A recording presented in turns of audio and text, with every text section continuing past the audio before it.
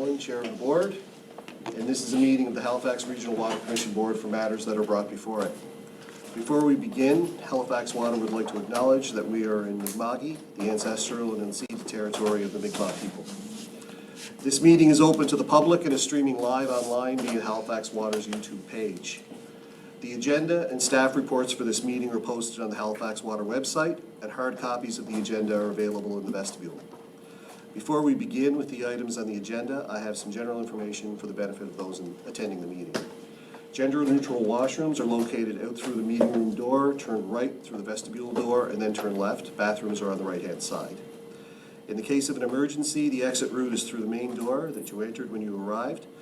If we are required to evacuate the building, the gathering or muster point is at the south end of the parking lot associated with this building. Please look for the black and white muster station sign located on the pole in the back of the parking lot. Please refrain from eating or drinking any food or beverages except for water. Water and cups are available at the back of the room. We also request that you refrain from talking while the meeting is in session.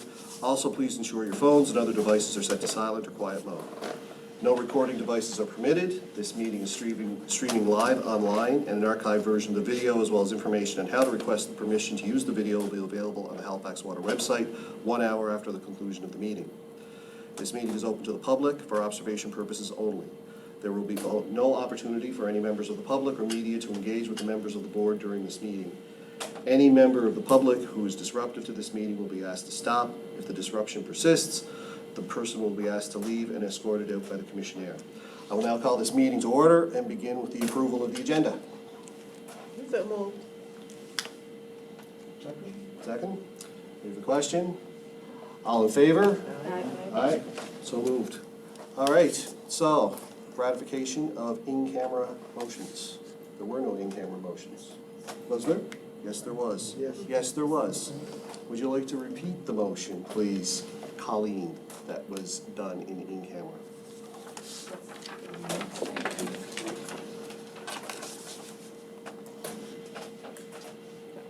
2C.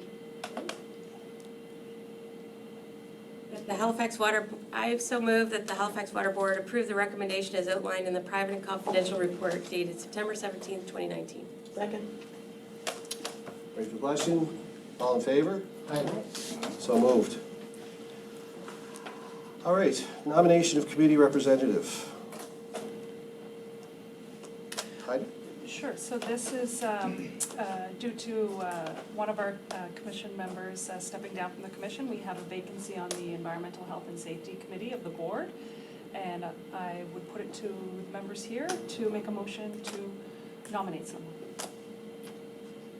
I move that the Halifax Water Board appoint Richard Zareski to the Environmental Health and Safety Subcommittee. Second.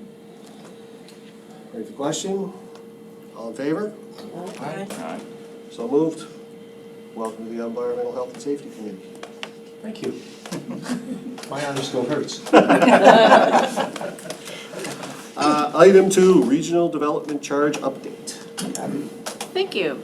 So we've called a special meeting today primarily for the regional development charge because this is a very significant issue for the utility, and we wanted to allow sufficient time to have staff come and make a presentation on it. It's a complex and important matter. And with us today, we have Heather Miller, who's an intermediate engineer, asset management, and Kevin Gray, who's the manager of development approvals.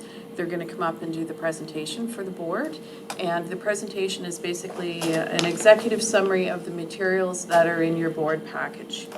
Also with us today, we have Kenda McKenzie, who's the Director of Regulatory Services, and Jamie Hannum, who's the Director of Engineering and Information Services. And the bulk of the work that's been done to produce our recommended regional development charge is led by people who are within their departments. So Kevin and Heather, you guys can come up.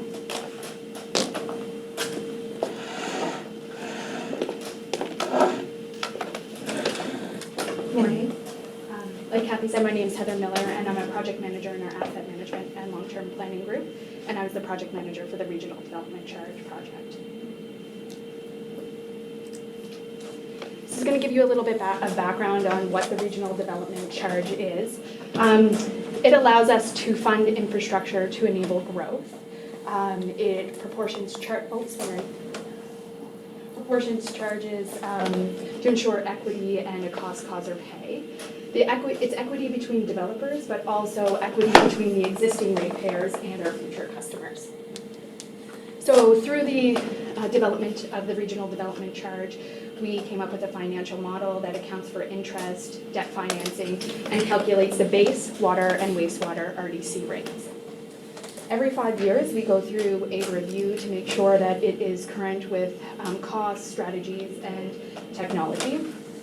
There is also a clause within our rules and regulations that if there is something that would trigger a 15% change in the charge, plus or minus 15%, that we would go through and do an interim review. So the primary goal of the RDC update, which is what we've just undertaken, is to establish new residential and non-residential growth charges over the next 20-year planning horizon. So in 2014 is when our first RDC charge was approved. There were 3 different charges, one for single unit and townhouses, multi-units, and industrial and commercial institutional charge. You can see that the charges were split into wastewater and water, and there's a significant difference between the charge for water and wastewater. In the rules and regulations, our rates, rules, and regulations for water, wastewater, and stormwater, we define what is regional infrastructure. Through this process, we are proposing a change to those rules and regs to add in an addition for to include flow and demand management projects that we've gone through and looked at through the infrastructure master plan. So the changes will be on the wastewater side to include projects where there's inflow and infiltration reduction or sewer separation for the purposes of gaining capacity within our existing system to benefit the planned growth. And then on the water side, if at any point in time we have projects where we're able to reduce the demand on our system and gain that capacity for growth, and there are a cost-effective alternative to hard infrastructure, larger pipe upgrades, that those would be considered under the regional development charge. So I wanted to go into a few of the big major inputs into how we calculate the charge. One of them is the infrastructure master plan. So this is a project that we have undertaken over the last few years, and we're looking at how do we service growth in our region over the next 30 years. Right now the plan goes out to 2046. So we are looking at water and wastewater throughout all 3 of our regions, through the east, central, and west. A couple of years ago, we did just take a look at the wastewater infrastructure in the west region, and that plan was called the West Region Wastewater Infrastructure Plan. You may have heard it called the RIP. So now this all rolls up into one project under the infrastructure master plan. The plan was formed based on best available planning data. At the time, we worked closely with HRM over a 7-month period to make sure that we had the most consistent planning numbers. This matches their integrated mobility plan along with their center plan. So Halifax Water has had a flow monitoring program where we have permanent flow monitors within our wastewater system, and that has been in place over the last 3 years. We use that data to help us inform where we could go and look at or get the best results for I&I reduction projects. We also use that data when we were calibrating our new wastewater model. So as part of this project, we updated and really rebuilt our wastewater model and updated our water model. The previous input into the RDC in 2014 was our regional wastewater functional plan. So now the infrastructure master plan supersedes that plan. As part of the master planning that we've been doing over the last couple of years, we developed a cost estimation framework. And all projects that are costed in the infrastructure master plan are in alignment with this framework, and they're all class 4 estimates. We went through a process where we reviewed all the unit rates, making sure they were current with local changes that we've seen over the last few years. And all projects coming out of the infrastructure master plan are 2019 dollars. Prior to starting the regional development charge in this program, we took a look at what can we do for benefit to existing. And we went through and we created a tech memo on how do you handle benefit to existing. This was something, I believe, that came out of the last regional development charge that they wanted us to take a closer look at and get a better handle on how you account for benefit to existing. So the memo that we developed highlighted 5 different methods of how you can calculate and work through your projects to determine the benefit to existing customers? Or how do we make sure that we're maintaining that same level of service that our existing customers are used to? Through the master plan, you can see there's 5 levels here. Method 2 and Method 4 were the methods that we used the most when we were calculating the benefit to existing on projects. You'll see later on that there's a number of different projects. You'll see the total cost and then what the RDC eligible cost is. So the total cost for all projects, it's not going to be 100% towards the RDC project. There is some benefit to existing, and that amount has been removed from the RDC charge. Some of the other inputs and things that have changed from the 2014 rate are the PPU, that's the people per unit, so how many people are in each house, how many the single unit dwelling percentages and the multi-unit dwelling percentages. So you can see them there where we have what we had in 2012 for PPU was 2.4, now we're using a 2.3, and this was based off of the 2016 Stats Canada rate that came out of there. You can also see that we've changed the single unit dwelling and the multi-unit dwelling percentages from a split from originally 55 single unit dwelling to 45, now we're 45-55. That was done based on an analysis of the HRM building permit information that we received between 2005 and 2015. I think generally if you look around, there's a lot of multi-unit buildings that have been built in recent years. So that percentages has switched since 2014. Through this process, since I believe it was June, we've held 3 workshops where we invited a number of stakeholders to participate and come and get information about what the charge is. We've reviewed all the inputs to the charge similar to what we just went through here. We also invited them, if they were interested, to book individual meetings with us, and we've had a few meetings and received several emails where people were voicing their concerns about the charge. Some of the issues raised during that time were, what's Halifax Water doing for water conservation? How does housing affordability come into the charge? Is it possible for us to look at multiple rates for charges based on the number of bedrooms? So if you had a 1-bedroom, 2-bedroom house, can we adjust the charge for that? Also, what historically since 2015, when we've been collecting the charge, how much money have we collected? How much money have we spent? And then also, we took a closer look at areas that have recently been built 5-10 years ago to see what the flows were in those areas. And then taking a closer look at our benefit to existing splits and are they applied appropriately. One thing that you would have noticed in your package is that we are proposing a change to the rules and regulation around housing affordability. So this is the statement that is in there right now. The regional development charge may be deferred for units considered within the housing affordability initiatives defined by HRM. Deferrals may be considered for these units up to 10 years. Interest will be charged after 2 years. HRM will place a lien on the property to ensure the payment of the RDC. So this may change over time once we've had more meetings with HRM, but this is where it stands right now. So this is a sample of the projects that have come out of the infrastructure master plan. I won't go into detail of these, but if there's any specific questions that you have about a particular project, feel free to ask. You can see there's project costs in 2019, and those are the total costs. And then it's the RDC also in 2019 dollars, and that's the portion of each project that has been applied to the RDC. So the way we did the master plan is they're all divided out by wastewater treatment facilities. So here you have Aerotech and then also the Dartmouth Wastewater Treatment Facility Program, Eastern Passage, then Mill Cove. This is the West region, so it does impact Herring Cove and Halifax. And these are all of our water programs.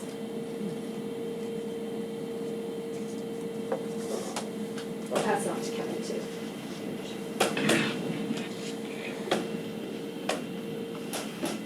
So good morning, my name is Kevin Gray, I'm Manager of Engineering Approvals. Our group looks after all building permit applications, subdivision applications, and so we're approving connections to the system as well as extensions of the Halifax water systems. Related to extensions of the systems are capital cost contribution charges. Recently you've seen reports prepared regarding adjustments to the Bedford West CCC as well as the Geezer Hill CCC, which passed the Halifax Water Board and now on to the Nova Scotia Utility Review Board. So in the rationale of developing the RDC charge, we're using the capital cost contribution charge framework, which is an appendix to the rules and regulations of Halifax Water. So, as Heather stated, they prepared a infrastructure master plan list for both wastewater and water over a 30-year period from 2016 to 2046. Our last go around at the regional, at the Utility Review Board with our first charge was to create a charge based on a 20-year window. So we have a slight alteration of the project list. We've created a post-period benefit, so it's the infrastructure, since the infrastructure list goes beyond the charge calculation period, we've created a portion of the charge that's removed prior to the charge calculation, sorry. So, also, just a little bit different from the capital cost contribution is how we process the cost estimates. Usually in a capital cost contribution charge, we have the raw construction estimates, and then we escalate from there. What Heather's team has done is prepared a robust project cost that includes all of the items here, and it's presented in 2019 dollars. From there, so the projects are also grouped in 5-year increments. So you see, if you were to go into the report, you'll see that some of the projects they'll be grouped into 2016 to 2021, and then 5-year increments after that, up to 2046. What this charge is particularly looking at is the period from today to 2041. The charge considers all RDC collections to date. We started collecting the charge on July 13th, 2014. So we've taken all the money to date and put it into the financial model, which is important. So everybody gets credit for any fees that have been paid to date. We've also accounted for any projects that we've done in the last 5 years. They come out of the financial model, so there's a balance there of inputs and outputs. So as I said, the projects are grouped in increments of 5 and in 2019 dollars. So we escalate those periods based on the non-residential building construction input or price index put out by Statistics Canada. It's important to make the distinction, construction costs escalate at a higher rate than consumer price index, and so the charge reflects that. We take a snapshot of the non-residential building construction price index. We look at the last 5 years, we look at the last 20 years, we look at the Halifax market and the national market, and we blend that to get an escalation factor, a yearly escalation factor applied to construction projects. That works out to about 2.25% per year. We also apply construction interest. As Heather identified, each project has a component that's to the benefit of not only the RDC, not only to the benefit of growth, but there's a benefit to asset renewal and compliance. So we remove those costs from the charge calculation. And as I mentioned before, we have a slightly different window. The infrastructure master plan goes to 2046. Our charge sunsets at 2041. So we're going to remove 18% from every project and then apply that in a future rate calculation. So now it's time, so now that we've made the adjustments to the actual project cost, we put it in the financial model where we consider the population growth, as Heather identified before. We have projected for the next 20 years the number of single unit dwellings, multi-unit dwellings, and non-residential construction. And we do that in negotiation with HRM. So HRM tells us where the growth is going to happen, and we apply it to our charge. The charge, we're proposing that the charge, similar to a CCC, is escalated annually every year. This creates a fairness. We're not over-collecting in the beginning, we're not under-collecting, so we're going to have an annual adjustment by CPI every April 1st. That annual adjustment usually is around 1 to 2%. In the model, we projected approximately a 1.5% escalation for the next 20 years because we use that same blending as we did for the construction cost escalation. We also apply debt financing when on the years that we project that we're going to spend more than we collect, and if we ever have a surplus, well then there's a surplus financing rate. And as I said before, we have a net zero in 2041, March 31st, we assume everything is built and everything is collected. How does this compare to the last time around? Well, the wastewater infrastructure plan looks very similar when you look at the dollars. If you were to escalate it, it would probably be about exactly the same. On the left is 2012's infrastructure program. On the right is 2019, and they are in their respective dollars, 2012 versus 2019 dollars. The first time around, we'll look at one of the charges, single unit dwellings. Every single unit dwelling, we collect $4,000 on wastewater RDC. That's every new construction. We are proposing in this go around with this rate change, we're proposing a $4,900 charge. If you were to compare the escalation, pretty similar, within probably 5 to 10% of the old charge. Where we see a difference is on the water side. Our old infrastructure plan in 2012 was $38 million. Today, it's $257 million. So a considerable change to the charge. Today, we collect $183, and we're proposing an $1,800 charge in phase $19. So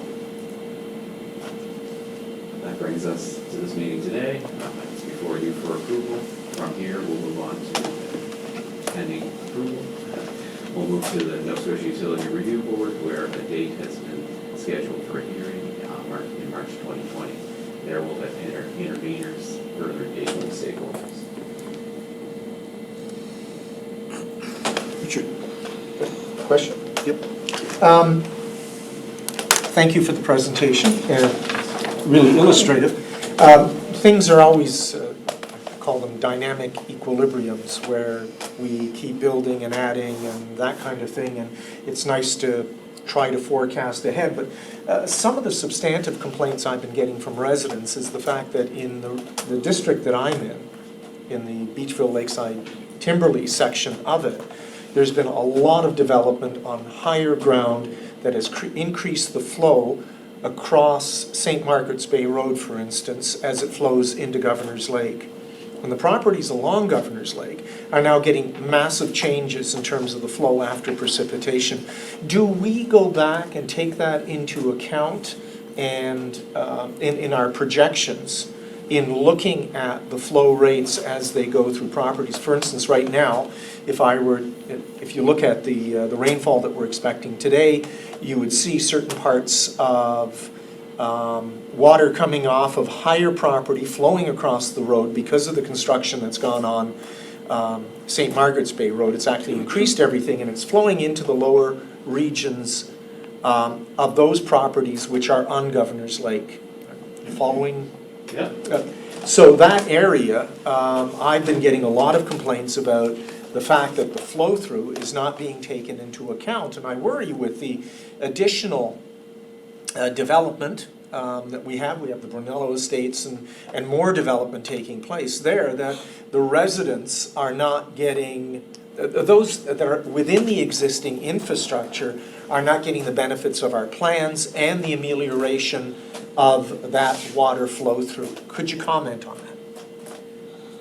As it relates to... It doesn't relate to this project at hand. I'd be happy to talk to you about stormwater management in a specific area. This charge is related to water and wastewater infrastructure supporting growth in Halifax. Yeah. Well, this is as a result of growth. That's why I'm linking the two, that it was a stable equilibrium 10 years ago, but now with the growth going into the area, we have put our models forward, and this area is now wanting, and so I'm saying, so how much trust can I put into your particular growth models now if I have all these complaints coming in from a particular area that I assume the same growth models would have been put into effect? So the growth models being used for this round of integrated resource plan are updated from the previous models. But the issues with respect to Beachville, Lakeside, Timberley, when the integrated resource plan was done, it would have looked at the current capacity of the plant out there, would have looked at the flows that are currently going to it and what's projected in future based on HRM's projected development. With respect to some of the concerns you're hearing, as Kevin mentioned, those would be stormwater management, and we can talk to you about those. But the flows from the wastewater perspective at the Beachville Lakeside Timberley plant should correctly reflect what's projected based on HRM's current development plans. Okay. Well, I take the point that we will discuss it later, so Yep. we'll leave it at that. Thank you. Colleen? You mentioned some of the common themes in your stakeholder consultation. Other than the themes, are you getting sort of any feedback on the increase to the water amount? In our stakeholder sessions, we didn't really receive a lot of feedback on the increase. One of the main reasons for the increase, as part of the 2014 charge, it was based on the regional wastewater functional plan. That plan did not account for water. There was a small water program that came out of the 2012 IRP. The infrastructure master plan, although we've done long-term planning on our water infrastructure at Halifax Water historically, this is the first time that we've really looked at a long-range 30-year plan and really looked at specific projects and developed them through the infrastructure master plan. So they understand that there's new information available. And with the larger stakeholders, we're in constant communication regarding phasing, for instance, on the West Bedford, on Beazer Hill. They're very familiar with their models, and they've had some questions with specific projects, but they have not indicated the actual charge calculation. They've not really offered an opinion on whether it's higher or lower. And did they have any comment on your idea of low-impact design? Did any of them buy into that or have any specific comments on it? On the flow management and incorporating inflow and infiltration, reduction projects and sewer separation, I think generally the feedback that we received was quite positive. I think that was something they were looking for out of our previous plans. So I think we've received good feedback on taking a different approach and not only building hard infrastructure, bigger pipes, larger pipes, diverting flows from one facility to another. We're taking a little bit of a more integrated approach and looking at our whole system. First of all, thank you very much. The presentation is very informative, very well done. The one thing that jumps out at me the most, probably for everybody, is the increase in the water costs. And from what I can see, it's driven by a big increase in your program, the 20-year capital program. So, what has changed? What's really driving the big increase? It wasn't quite clear to me. So in 2012, when we looked at the IRP, there was a smaller component to our water infrastructure program at that time.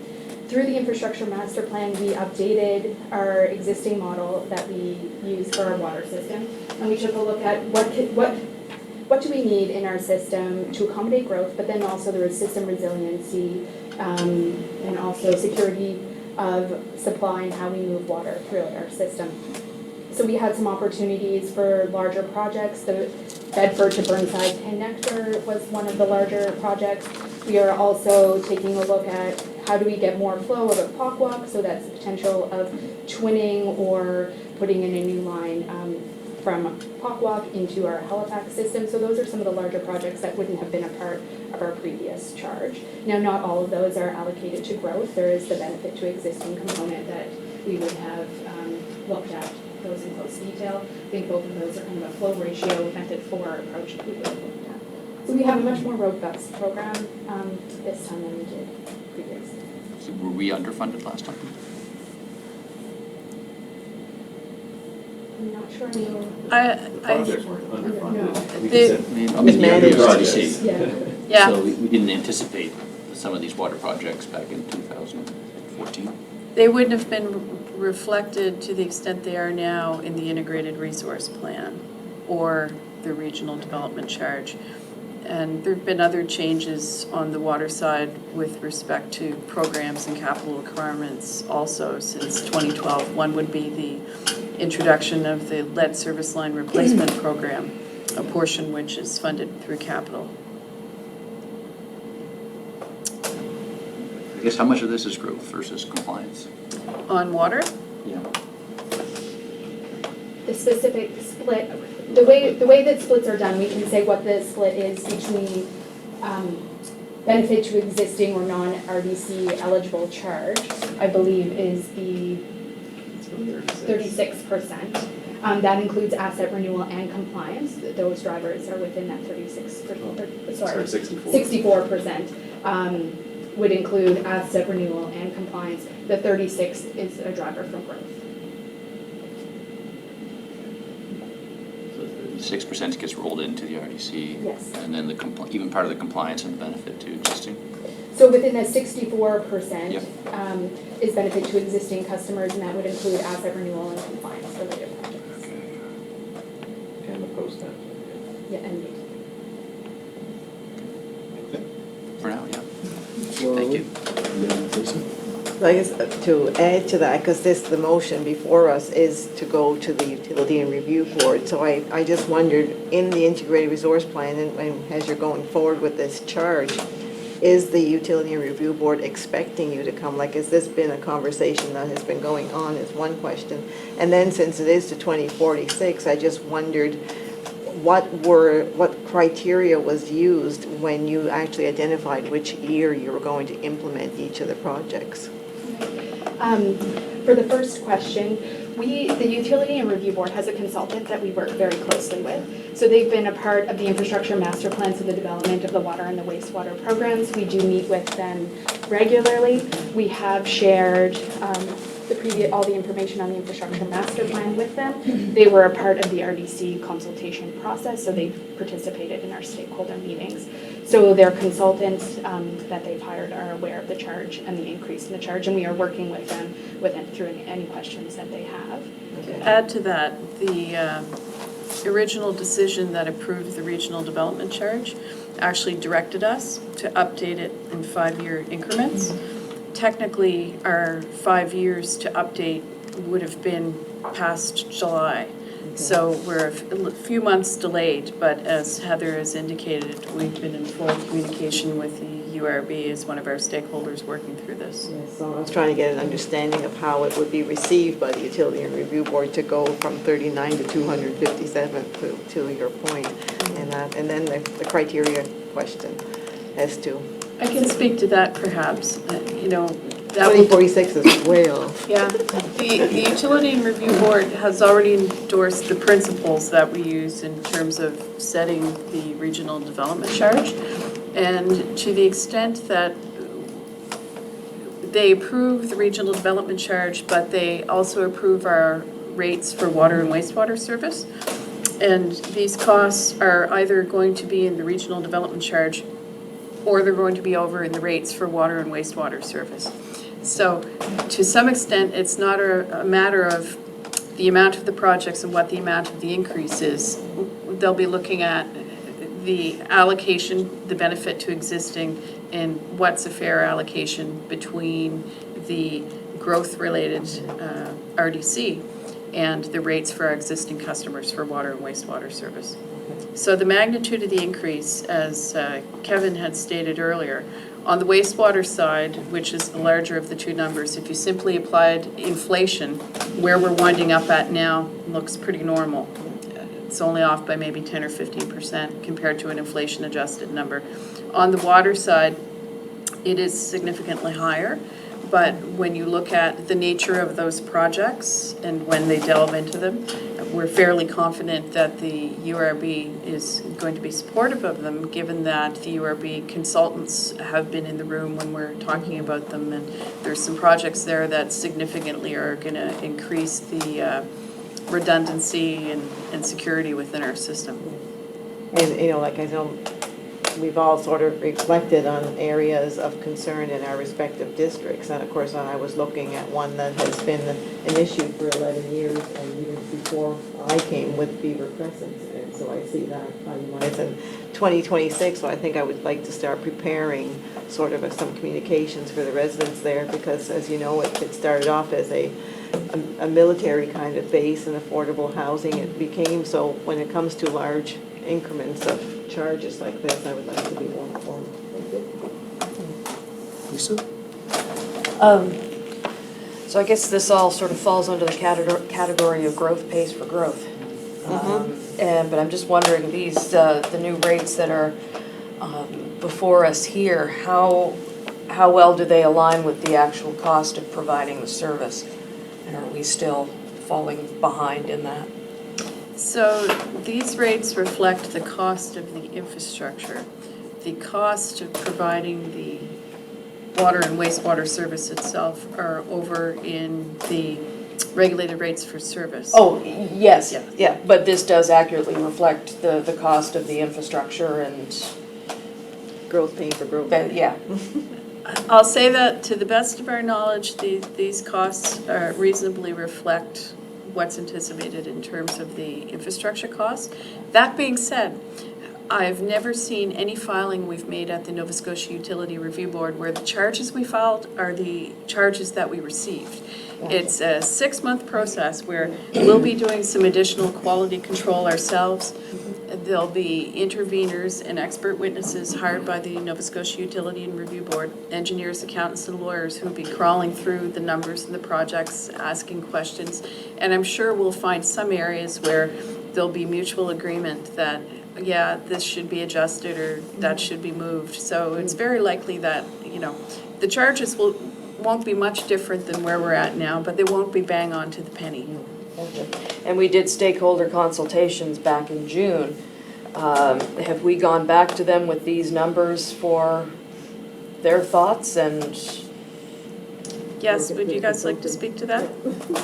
We met with them in June, August, and September. Oh, okay. And so, and they were presenting numbers at the September meeting. They didn't accept, they're very, they're waiting for the process to continue on. Okay. But it's important to state that, this is an iterative process. We're going to be back here in 5 years presenting the next 30-year project, and we'll consider all the collections to date, all the expenditures to date, and then revise that charge. So the projects outside of the next 5-year window are very fluid. I believe the charges that we've recommended today are actually slightly less than the ones that we presented at the last stakeholder meeting also. And we have, in addition to posting this package online, Kendon McKenzie has emailed the stakeholder group to let them know that it was going to be here today, to draw their attention to the reports and the information and letting them know that subject to board approval, we would be filing with the Nova Scotia Utility and Review Board. Thank you very much. Any other questions? Ted? Oh, Ted, sorry. The stakeholders, who are the stakeholders? The residents and developers? The development community, so you have representatives from the home builders, you have UDI, the multi-unit builders are another group. Income Property Owners Association of Nova Scotia, Private property owners. the municipality, the Housing Trust, Housing Affordability Trust, I believe is their name. You had meeting with all these people? We invited all of them, yeah. They've been And they've all, this has all been shared with them? Yes. Okay. Seems pretty good. Okay. Sorry. I might have a few more. That's good. Oh, yeah. That's good. The uncertainty around all this, can you put an idea, this looks like really well developed. So the infrastructure master plan itself is updated every 5 years, just along with the regional development charge and the integrated resource plan. So that allows us to do a look at population and population change, or where is growth happening? Is it happening in different spots than we expected it to? And so every 5 years, we were able to adjust the charge, adjust our infrastructure master plan. And the cost of the projects as well. Yes. Uncertainty for estimating construction projects over years out. Yeah, as part of this, if we do see a significant difference and it's going to make a difference, plus or minus 15%, then we can go back in and look at a reset to the charge if we feel it's. That's within our rules and regulations, we're required to do that. So if something changes in our assumptions or in the projected capital projects, that's going to cause a change of plus or minus 15%, then we would be obligated to go back to the Nova Scotia Utility Review Board and adjust the charge. And within the model, the next time around, you'll actually see our actual construction costs and our actual collections. So the next 5-year model, you'll see actuals from the past, and then we'll project to the future, so it will always be current. I'll say that I'm in support of this. I think this is a lot of work that's put into this. So it's very well supported. I think you'll be in good shape when we see the RV. But besides the cost, there was a few amendments to the regulation I think you wanted to make. Can you just go over those exactly what we're Yeah, so the first one is how we define regional infrastructure in our rules and regulation. And that was to include, instead of just hard infrastructure solutions, these two that were going to be added to the wastewater and water sections were more around demand management, flow and demand management. So how can we remove excess flow from our system to allow capacity for future growth? And that's the same, is there any way we can reduce the amount of water that we are using to have capacity for growth? So those are the two changes to how we define regional infrastructure. And then the third was, I guess it would be the third, was around housing affordability and having a clause in there on how we would defer or collect money. That's included, right? I support that too. Yeah, it currently, I believe it is a proposed change to our rules and regulations. That's correct. Okay. Thank you very much. Any other questions? Can I have a motion for approval, please? Question?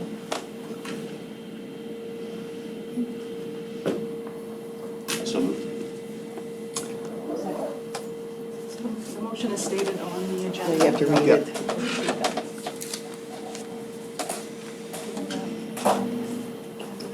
Motion that the Halifax Water Board approve the application to the NSUARB for the approval of the 5-year update to the Regional Development Charge and associated amendments to the schedule of rates, rules, and regulations for water, wastewater, and stormwater services. Second? All in favor? Opposed? Abstentions? Motion carried. That's it. Motion for, Unless there's any questions on the information report. are there any questions on the information report? Anybody get through the 522 pages? It was a single information. No? Can I have a motion for adjournment, please? So moved.